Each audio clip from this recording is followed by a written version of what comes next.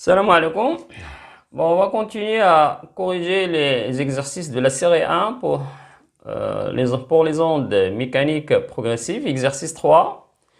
On a une perturbation qui se propage à partir de la source S le long d'une courbe élastique avec une vitesse V est égale à 10 mètres par seconde.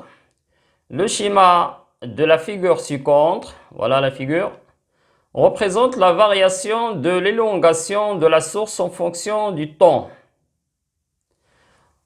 Bon, ici à noter qu'il faut faire la différence entre Y en fonction de T et Y en fonction de X. Y en fonction de X représente l'aspect de la courbe à un instant donné T.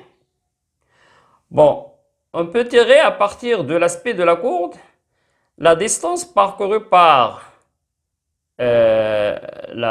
l'onde, c'est-à-dire la position de front d'onde, la longueur de perturbation. Par contre, ici, Y en fonction de T représente la variation de l'amplitude d'un point de la courbe. Ici, le point S. Bon, qu'est-ce que ça veut dire ça? Ça veut dire de 0 jusqu'à 0,1, le point S se soulève en haut pendant une durée de 0,1 seconde. Puis, il revient à son état initial de 0,1 jusqu'à 0,3. Donc, on ne s'intéresse pas aux autres points de la courbe. On s'intéresse seulement au point S. Bon, qu'est-ce qu'on peut tirer à partir de cette figure? On peut tirer la durée de la perturbation. Déterminer donc la durée de perturbation.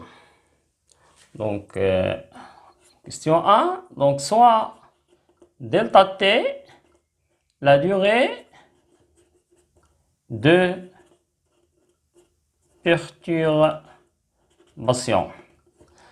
Donc, à partir de la graphe, la durée de perturbation est égale à 0,3 moins 0,1, c'est-à-dire l'instant de la fin de perturbation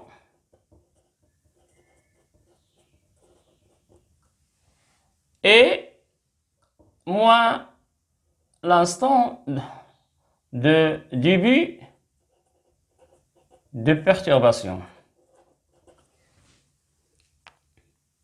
Bon, delta t donc est égal à 0,3 secondes.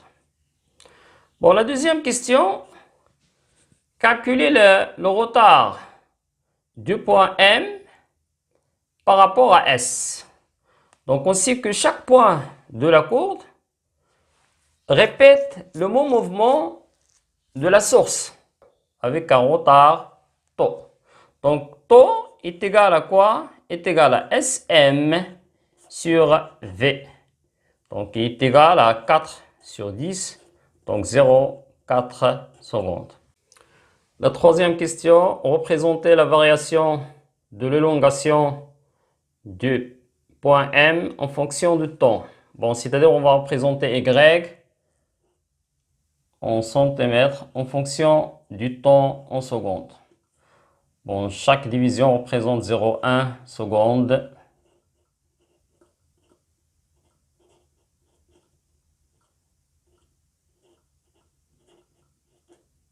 Etc. Donc, sachant que le début de perturbation de M est à 0,4. Donc, déjà, on a calculé tau, le retard temporel de M par rapport à S est égal à 0,4 secondes. C'est-à-dire le début de perturbation de point M qui se situe à 4 cm de la source est à l'instant 0,4. Bon, avant l'instant 0,4, le point M est en repos, donc son amplitude Y est égale à 0.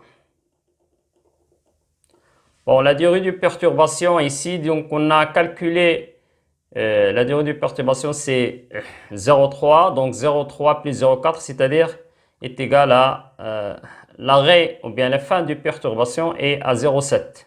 Et après, l'amplitude est égal à 0. Donc, la durée de perturbation de M commence à 0,4 et se termine à 0,7.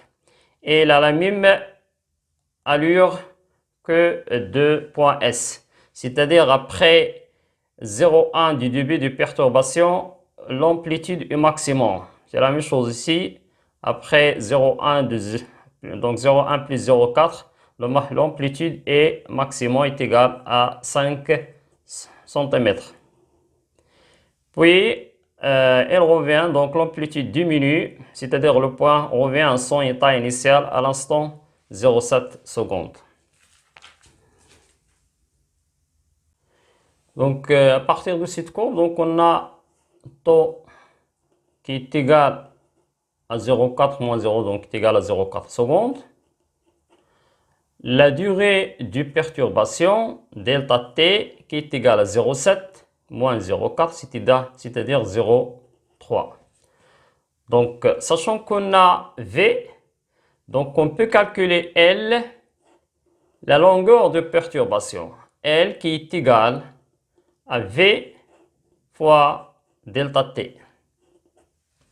Bon, est égal à 10 fois 0,3, donc est égal à 3 mètres. Bon, pour l'exercice 4, donc, bon, pour la première question, donc, on a V de l'eau est supérieur à V de l'air.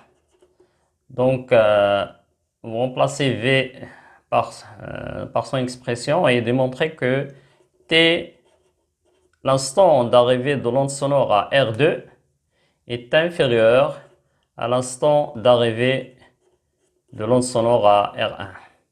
Et pour la deuxième question, sachant que delta T est égal à T,